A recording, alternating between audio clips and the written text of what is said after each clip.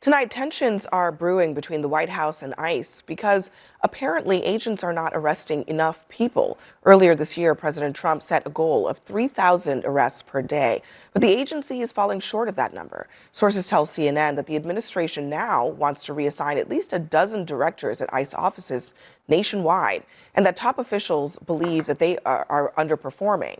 Now, this is just the latest saga, and it has to do with the fact that there are many people in the Trump orbit, Corey Lewandowski, Stephen Miller, who want a much more aggressive posture when it comes to this. And some of the reporting is that they're at least considering putting Border Patrol, who has a completely different set of jobs, in these ICE positions so they can be much more aggressive.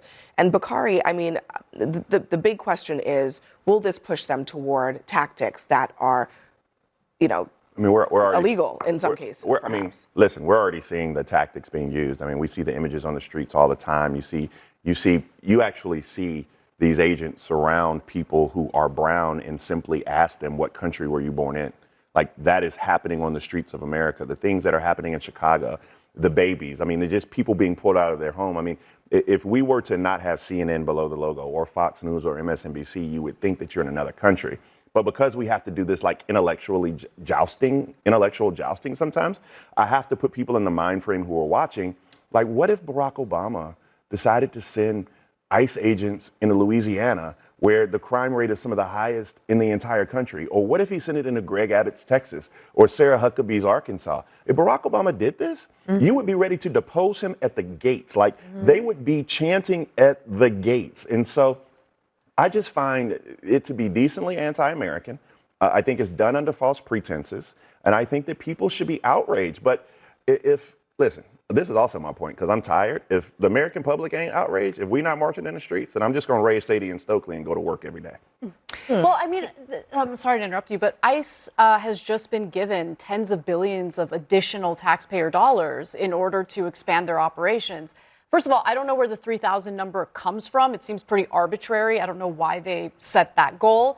But we already know that ICE's tactics in an effort to engage in this mass deportation has led to American citizens getting detained, sometimes for days on end, begging the authorities to consider the fact that they're actually American citizens.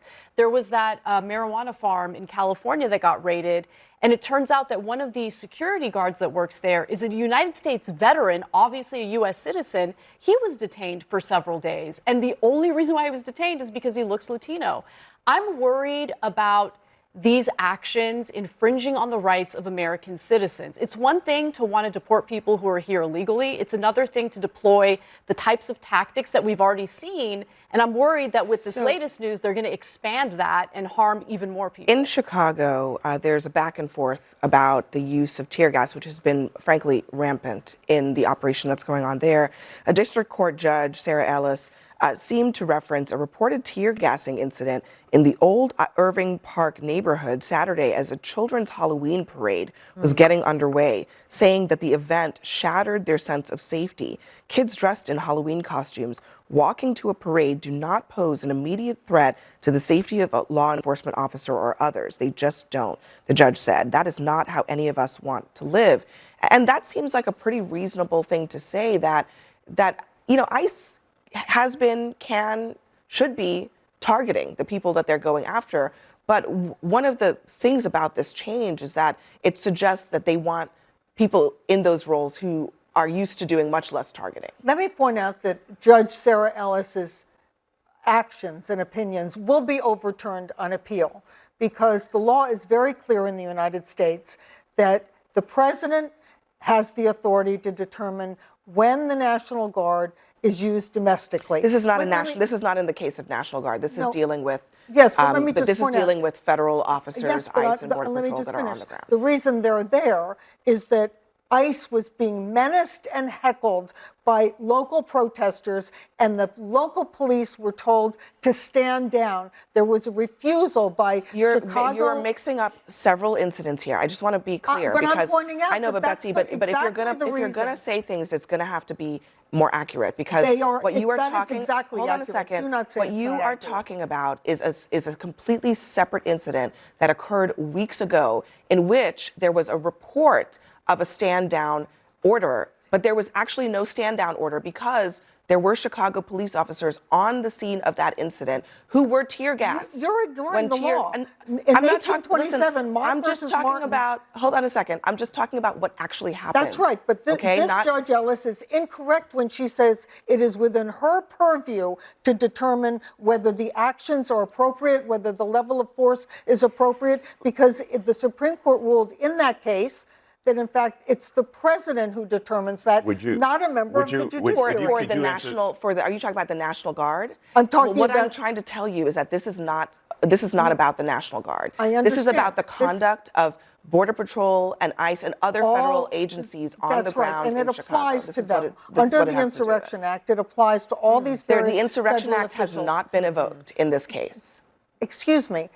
That is true. The president has mentioned the Insurrection Act, but the principle behind the Insurrection Act, which was expressed in this law, in this ruling in 1827, is that the president has the authority to determine what is appropriate use of force. Listen, I think there's a perfectly reasonable legal question to ask about to what extent the judge can curtail the use of certain tactics by law enforcement. And she is allowing the use of tear gas in some cases. But she is also she's also asking the question whether it is reasonable to willy-nilly deploy tear gas in residential neighborhoods in the presence of children if there are other strategies that can be used. And that seems like a fairly reasonable question to ask. Well, That those is being absolutely unruly, I guess it's okay. An important question to ask. And I think in this case, the DHS always wants context because the issue is people find one clip, it's often fake or it's an old clip.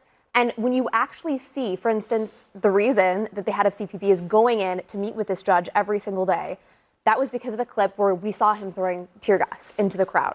By the way, tear gas can only be used when you're trying to control a crowd and when these ICE officers are worried about their life. In that instance, there were people throwing rocks at his head. There were people with fireworks. There were people throwing bricks at these officers. That was the context. So the folks I speak with at DHS are all for sunlight being the best disinfectant. They are happy to provide as much context. They're as happy, to meet with judges as needed because they feel that they are in the right.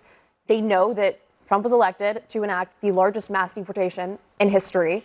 That's what they're trying to do, and they want to do it to the extent that they can where they are also safe. That is all these ICE officers We do have to leave it there for that conversation. Next.